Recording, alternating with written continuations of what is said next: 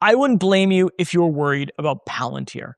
I mean, I just finished going through Palantir's fourth quarter earnings, and one number stopped me cold. Management's now guiding for 115% US commercial revenue growth in 2026. That's not just some projection from a random analyst. That's straight from the company itself. That's why today I broke down the full earnings report, the balance sheet, and the valuation. And I'm going to walk you through all of it today. First, I'm going to show you where the 115% growth rate is actually coming from.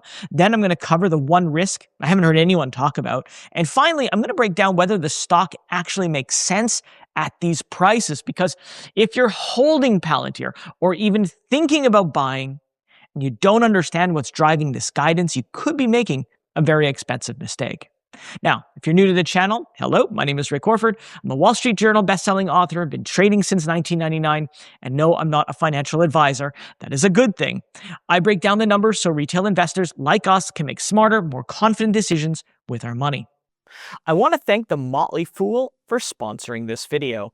The Motley Fool is a company that provides investing insight and stock recommendations for investors of all skill sets and risk levels. And you all know how much I love researching new stocks and trying to find the next best investment. So I'm proud to partner with The Motley Fool to bring you 10 stock picks from their popular product, Stock Advisor. Stock Advisor has beaten the market by almost 6 times.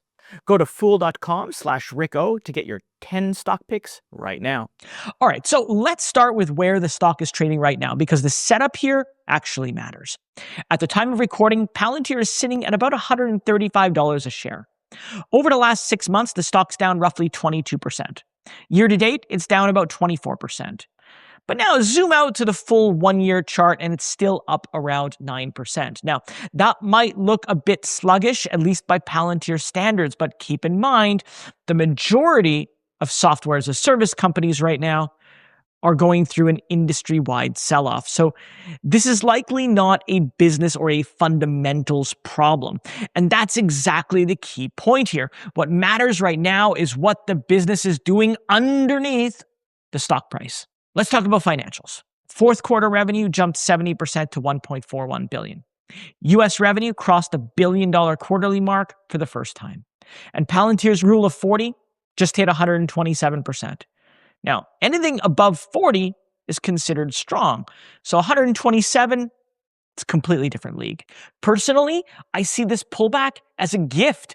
I mean, the expected US commercial growth alone could be the spark that kicks off the next move higher.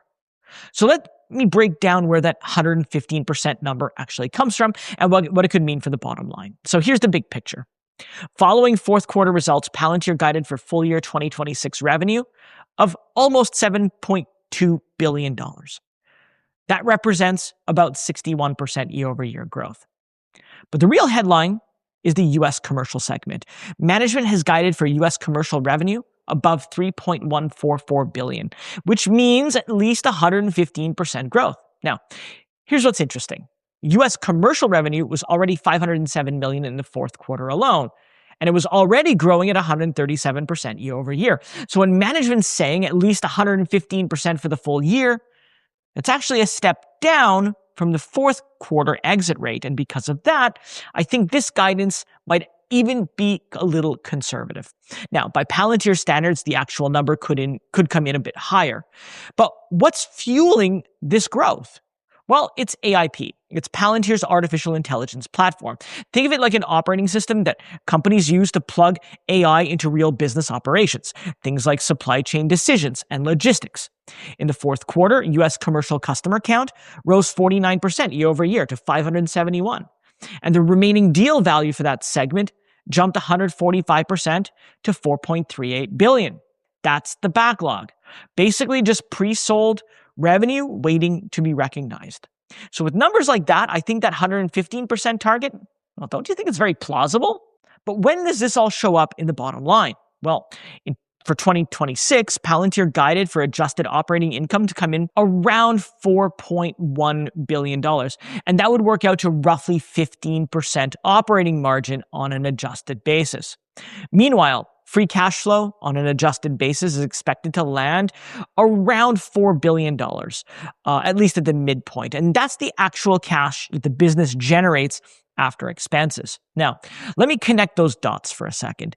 If Palantir hits $3.144 billion in US commercial revenue at that 50% margin rate, then that one segment alone would generate about $1.79 billion in operating income. And if we include the US government business, which is running about $570 million a quarter, the domestic operations could reach $6+ billion annualized revenue rate by late 2026. So I think you can agree that the growth story here is very, very strong. But now I want you to think about a risk that I think more of us should be paying attention to. Although the US business, yes, it's firing on all cylinders, right? International commercial revenue grew only about 8% year over year in the fourth quarter. Compare that to the 137% growth rate on the US side, and you can easily say that international business looks like it's barely moving. Now, on the earnings call, management basically said they are putting international expansion on the back burner to chase the overwhelming US demand. And it makes sense, doesn't it? At least in the short term. You put your resources where the returns are highest. But it also creates a structural problem that we should keep in mind. I mean, here's the math, right? Over the last 4 quarters, about 77% of all Palantir's revenue now comes from the States. That concentration is significant because if US growth ever slows, the international engine, it's not there to pick up the slack. Personally, I don't think it's a near-term deal breaker. The US market for enterprise AI is still massive, and Palantir only has 571 commercial customers. So there's plenty of domestic runway that's left. But for a stock trading at these levels, any sign that domestic growth is slowing down without an additional international cushion could lead to a sharp repricing. So I think this is one to watch quarter by quarter. Now, with that out of the way, let's talk about valuation. Right now, Palantir's forward price to earnings ratio is about 125 times. That means investors are paying around $125 for every dollar of Palantir's next year's earnings. Is that expensive? Well, on the surface, yes.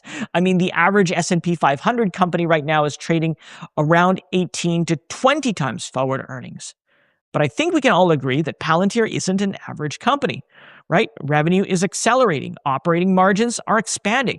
Free cash flow is heading towards $4 billion. And the rule of 40? It's 127, which is roughly 3 times what most high-quality software companies ever post. So yeah, it's expensive, but there's no way around it. But for a company that with practically no direct competitors and this kind of financial performance, the premium, well, it starts to make sense, right?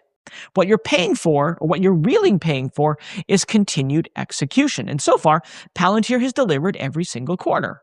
All right, so now I want to wrap this up, or at least start wrapping it up by asking, is Palantir a buy? Well, a consensus among 25 analysts currently rate Palantir a moderate buy with an average score of 3.84 out of 5.